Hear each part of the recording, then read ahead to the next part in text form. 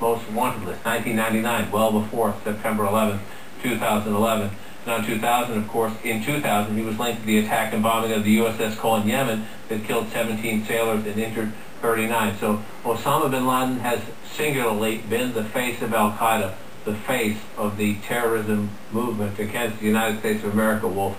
And you remember full well, George W. Bush said, dead or alive. George W. Bush said that getting bin Laden, bringing him to justice, was the singular focus of his administration, that the next president, his successor, and throw parties aside, doesn't matter Democrat, doesn't matter Republican, that a president of the United States could walk in to the East Room of the White House tonight and tell the American people and tell a global audience that Osama bin Laden is dead, that the United States has confirmed it has his body, is a signature moment for the country, for this president, and for the world. And yes, there are many, many questions as to what comes next. Can al-Qaeda regroup? Will it regroup? What will happen in the next 72, 100, 300 hours?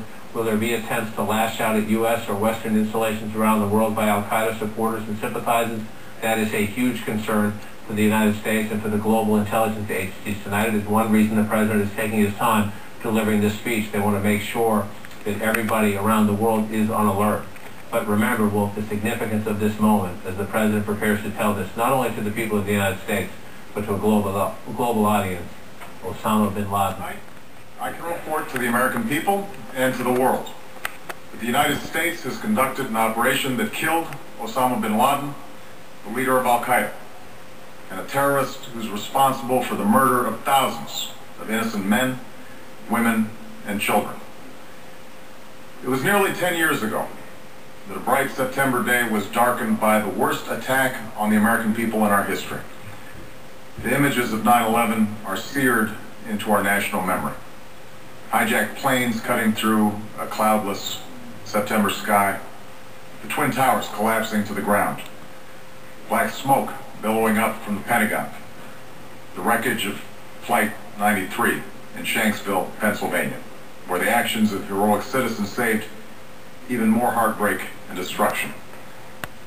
And yet we know that the worst images are those that were unseen to the world. The empty seat at the dinner table, children who were forced to grow up without their mother or their father, parents who would never know the feeling of their child's embrace, nearly 3,000 citizens taken from us, leaving a gaping hole in our hearts. On September 11th, 2001, in our time of grief, the American people came together. We offered our neighbors a hand, and we offered the wounded our blood. We reaffirmed our ties to each other and our love of community and country. On that day, no matter where we came from, what God we prayed to, or what race or ethnicity we were united as one American family. We were also united in our resolve to protect our nation and to bring those who committed this vicious attack to justice. We quickly learned that the 9/11 attacks were carried out by al-Qaeda, an organization headed by Osama bin Laden, which had openly declared war on the United States and was committed to killing innocents in our country and around the globe. And so we went to war against al-Qaeda to protect our citizens, our friends, and our allies. Over the last 10 years, thanks to the tireless and heroic work of our military and our counterterrorism professionals, we've made great strides in that effort. We've disrupted terrorist attacks and strengthened our homeland defense. In Afghanistan, we removed the Taliban government, which had given bin Laden and al-Qaeda safe haven and support. And around the globe, we worked with our friends and allies to capture or kill scores of al-Qaeda terrorists, including several who were a part of the 9/11 plot. Yet, Osama bin Laden avoided capture and escaped across the Afghan border into Pakistan. Meanwhile, al-Qaeda continued to operate from along that border and operate through its affiliates across the world. And so shortly after taking office, I directed Leon Panetta, the director of the CIA, to make the killing or capture of bin Laden the top priority of our war against al-Qaeda, even as we continued our broader efforts to disrupt, dismantle, and defeat his network. Then, last August, after years of painstaking work by our intelligence community, I was briefed on a possible lead to bin Laden. It was far from certain, and it took many months to run this thread to ground. I met repeatedly with my national security team as we developed more information about the possibility that we had located bin Laden hiding within a compound deep inside Pakistan. And finally, last week, I determined that we had enough intelligence to take action and authorized an operation to get Osama bin Laden and bring him to justice.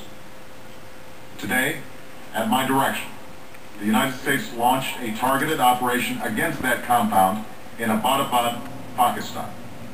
A small team of Americans carried out the operation with extraordinary courage and capability. No Americans were harmed. They took care to avoid civilian casualties. After a firefight, they killed Osama bin Laden and took custody of his body. For over 2 decades, bin Laden has been al-Qaeda's leader and symbol, and has continued to plot attacks against our country and our friends and allies. The death of bin Laden marks the most significant achievement to date in our nation's effort to defeat al-Qaeda. Yet his death does not mark the end of our effort. There's no doubt that al-Qaeda will continue to pursue attacks against us. We must, and we will, remain vigilant at home and abroad. As we do, we must also reaffirm that the United States is not and never will be at war with Islam. I've made clear, just as President Bush did shortly after 9/11, that our war is not against Islam, because bin Laden was not a Muslim leader. He was a mass murderer of Muslims. Indeed, al-Qaeda has slaughtered scores of Muslims in many countries, including our own. So his demise should be welcomed by all who believe in peace and human dignity. Over the years, I've repeatedly made clear that we would take action within Pakistan if we knew where bin Laden was. That is what we've done. But it's important to note that our counterterrorism cooperation with Pakistan helped lead us to bin Laden and the compound where he was hiding. Indeed, bin Laden had declared war against Pakistan as well and ordered attacks against the Pakistani people. Tonight, I called President Zardari, and my team has also spoken with their Pakistani counterparts. They agree that this is a good and historic day for both of our nations. And going forward, it is essential that Pakistan continue to join us in the fight against al-Qaeda and its affiliates. The American people did not choose this fight. It came to our shores and started with the senseless slaughter of our citizens. After nearly 10 years of service, struggle, and sacrifice, we know well the costs of war. These efforts weigh on me every time I, as Commander-in-Chief, have to sign a letter to a family that has lost a loved one, or look into the eyes of a service member who's been gravely wounded. So Americans understand the costs of war. Yet, as a country, we will never tolerate our security being threatened, nor stand idly by when our people have been killed. We will be relentless in defense of our citizens and our friends and allies. We will be true to the values that make us who we are. And on nights like this one, we can say to those families who have lost loved ones to al-Qaeda's terror, justice has been done. Tonight we give thanks to the countless intelligence and counterterrorism professionals who've worked tirelessly to achieve this outcome. The American people do not see their work nor know their names, but tonight they feel the satisfaction of their work and the result of their pursuit of justice. We give thanks for the men who carried out this operation, for they exemplify the professionalism, patriotism, and unparalleled courage of those who serve our country. And they are part of a generation that has borne the heaviest share of the burden since that September day. Finally, let me say to the families who lost loved ones on 9/11 that we have never forgotten your loss, nor wavered in our commitment to see that we do whatever it takes to prevent another attack on our shores. And tonight, let us think back to the sense of unity that prevailed on 9/11. I know that it has at times frayed, yet today's achievement is a testament to the greatness of our country and the determination of the American people.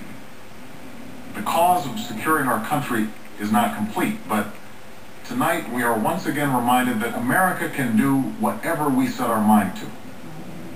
That is the story of our history. Whether it's the pursuit of prosperity for our people, or the struggle for equality for all our citizens, our commitment to stand up for our values abroad, and our sacrifices to make the world a safer place. Let us remember that we can do these things not just because of wealth or power, but because of who we are. One nation, under God, indivisible, with liberty and justice for all. Thank you. May God bless you. And may God bless the United States of America.